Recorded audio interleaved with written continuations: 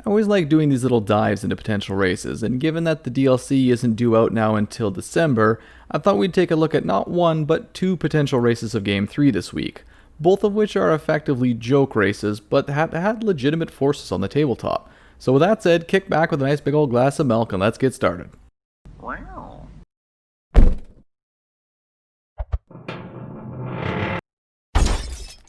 So if the intro didn't tip you off, there's actually a lot more playable factions in Warhammer Fantasy than I think most people realize, and sometimes there's an incredibly stupid one in there just for the sheer comedic value of them. With Game 3, there's actually a pair of potentially funny races to look at, and so I figured rather than looking at them one at a time, we'd both put them head to head. And I guess this week we'll start with the Noblar Hordes. So their full faction name is actually the Noblar Hordes, the Unwashed Masses, which is already a brilliant start. But why are they a joke race? Well, Noblars are among the single weakest entities in the entire setting. Goblins, zombies, Skavenslaves all would look down upon a Noblar with disdain, and that's not just the lore calling them weak. A unit of 20 Noblars is almost assuredly going to lose a one-on-one fight with 20 units of almost anything else in the entire game, given how horrible their stats are individually. They're typically taking as pointless chaff in a Ogre Kingdom list, something that you use to soak up missile fire so your actual units don't have to do that. Instead, the Noblar Hordes represent Noblars who got too big for their britches and decided to declare independence from their Ogre Masters. That's right, they decided to walk away from the only thing in the army actually capable of doing some fighting. Where the Noblars become an actual potential threat is in two factors. One, their sheer numbers, and two, from attracting far more useful fighters to their cause. The former is such a mainstay of their forces that a large chunk of their army actually has the expendable trait, and many units have a minimum count of 20 or more. The latter means that even if Noblars are likely to lose to Skavenslaves in direct combats, things like Slave Giants, Boglars, Hill Goblins, and even Yetis can be called on to do the actual fighting on their behalf. I mentioned that they'd be up in the Game 3 map, as they're usually found not too far away from the Ogre tribes that they left in the Mountains of Morn.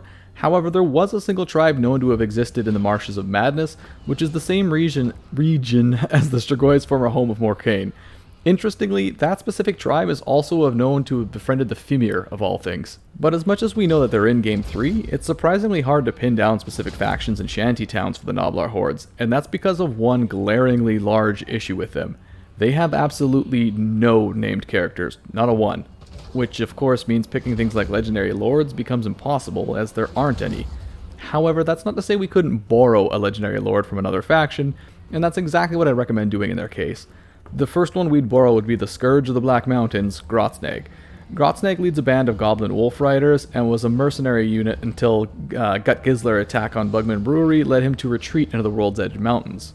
Now, given that wolf riders are a potential mercenary unit used by the Noblar Hordes, this would be a pretty easy transition to move him over.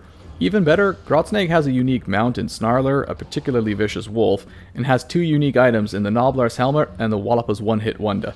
Grotsnag is also renowned for hitting caravans, which would tie in perfectly to Noblar mechanics, as they're also renowned for doing the exact same thing. And lastly, he has a pretty well-established grudge on his head given his role in Bugman's Brewery's attack. Alright, that's one legendary lord who led an attack on Bugman's Brewery. How about we take a second one from the same thing? Grabnat Sourbelly is a goblin shaman who fancies themselves an inventor, specifically one interested in explosives. Not unlike Grotsnag, after the successful invasion of Bugman's Brewery, they decided to hoof it over the World's Edge Mountains, putting them perfectly into contact with the Noblar Hordes. Given their desire to replicate the explosive potential of the humans and the dwarves, having them come into combat with the Chaos Dwarves would make perfect sense to me, because who epitomizes explosives better than the psychotic stunties? Like Grotsnag, Grabnats has some unique things to themselves, the dangly Whatnaz and the Staff of Sneaky Stealin', a magical staff that appears to be a dwarven creation. See, I told you he had a reason to fight the Chaos Dwarves. Lastly, Grabnats has a special loyal orc bodyguard known as Gulag, who would be a legendary hero for his faction. In addition to his explosive potions, Grabnats also suffers from gut rot, which gives him horrifyingly bad gas, which would lower the leadership for all nearby units, friend or foe. So earlier I said there's no named characters from the Noblar Hordes, and that's only kind of partially true. There is a single named character that I've been able to come across in all of my travels. That was Bick the Nail. He was the Noblar scrapper responsible for creating the single most effective Noblar war instrument of all time, the Scrap Launcher. Unfortunately, we have next to no data about them, and there's a very real chance that they are long since dead by the time Total Warhammer takes place. A Fimir Legendary Lord would have also been an awesome nod to cooperation between the two species, but again, I was unable to find any named female characters at all, let alone ones that we know worked with the Noblar Hordes. But anyways, we've got the legendary lords down. Let's get into the army list a bit more, starting with the lord class. The main Noblar leaders are of course the head honchos, paranoid insurrectionists capable of loosely banding together Noblars to a common cause. They're unable to use magic and are typically quite weak on their own, however they are capable of using ranged weapons, or even better, being mounted atop a Rhinoxen. While on the tabletop they were the only lord choice, I would also personally throw Noblar Magpie Lords, or just Magpies, in as a secondary option. They'd be mounted on scrap launchers, which are artillery platforms, which would make them fairly unique as far as lords goes, especially within the Noblar army list. They'd be effectively a mix between Noblar Scrappers, those who do their best to invent within Noblar society, and Noblar Lords, those who were once the most beloved Noblars in the Ogre tribe but have since been disgraced and cast down. For hero choices, we can have quite a few more options. So first up, the one on the tabletop was the Honcho, and he is essentially a detuned head honcho used to ensure that the easily distracted Noblars are at least roughly on task. As such, they'd be a support hero choice more than anything else, mostly used to focus down your Noblar teaming hordes into an actual useful horde. Manbiter veterans would be the closest thing to an actual elite soldier within the Noblar lineup, capable of barely surviving in direct combat provided that their target is turned the wrong way. Lastly, Woodbelly Willies would be dedicated ranged heroes capable of doing a modicum of damage from afar and perhaps even using an actual rifle at that. Moving on to the actual army itself now, starting down at tier 1 troops, we have quite a few options. Noblar Scum are the weakest of the weak, the kind of squad you take to drown Skavenslaves in superior body counts. They would die if you looked at them funny and would have likely run away before then, but the sheer quantity of them means they'll likely endure a lot of casualties before finally being killed off completely. Noblar Fighters would be the anti-infantry damage dealers, however I use both of those terms very loosely, giving you something to actually hit your enemy with while they're tied up with scum. Lastly, Flingers would give us a ranged unit roughly equivalent to Skavenslave Slingers.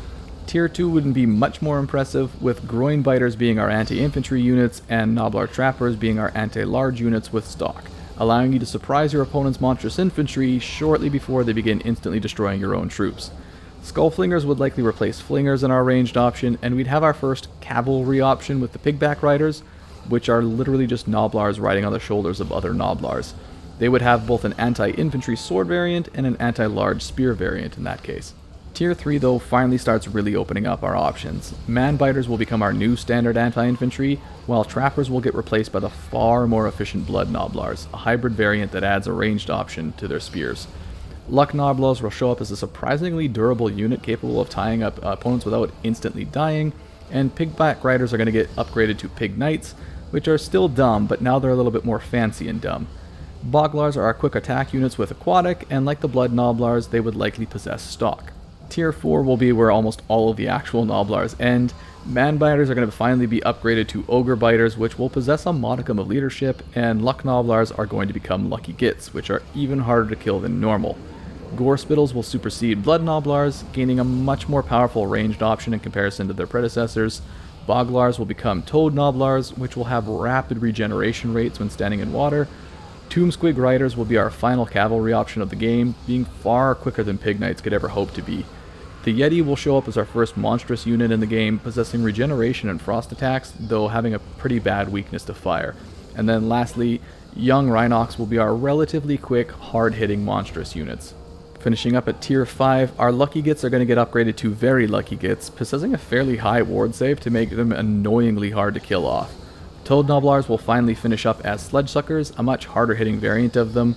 Slave Giants will show up to give the Noblars a giant variant, as apparently every race needs one in this game. Rhinoxen will replace the Young Rhinox as the fast monster, while the Greybacks will be our better version of the Yetis. Lastly, the greatest Noblar invention to ever grace the battlefield will show up, the Scrap Launcher.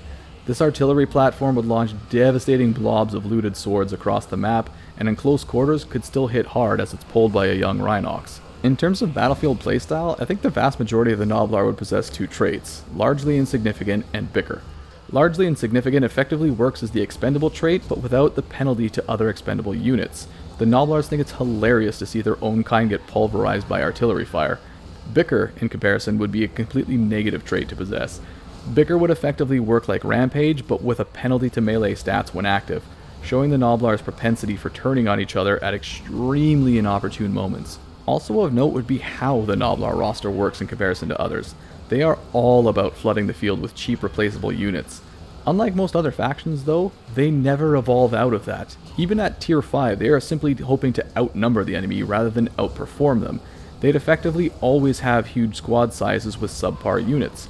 And interestingly, I hadn't realized before I started this, but in spite of the Gnoblars actually being more magically attuned than the standard greenskins are, they surprisingly lack a caster of any kind, leaving them completely unable to access spells. I think this could give the Gnoblar a really cool playstyle where you don't have any special thing to help save you, you've just got overwhelming numbers, so the majority of your battlefield experience is going to be about making sure that your units have enough leadership to actually do the things you want them to do. On the campaign side, the Gnoblars would comically be against pretty much everyone. Constant raiding against caravans has made them a fervent enemy of pretty much every human and elven faction. The Ogre Kingdoms despise them for stealing away their free labor, the Chaos Dwarves happily attack them as a source of free slaves, the Chaos Demons will kill them for simply existing, Orcs consider them to be beneath themselves, Dwarves consider them to be greenskins. Pretty much the only allies they ever get are the Fimir and occasionally Goblin-led tribes, and even then, the latter tends to be a very short-lived alliance. For objectives, reclaiming Gnoblar country and making themselves effectively unassailable would be their goal, but getting that goal done, as small time as it sounds, would be a lot easier said than done. As I said earlier, the Noblar Hordes were an actual army that you could legally field and play, and they had models and everything. So what do I think the odds of them showing up are? Pretty damned low for the reasons I mentioned earlier.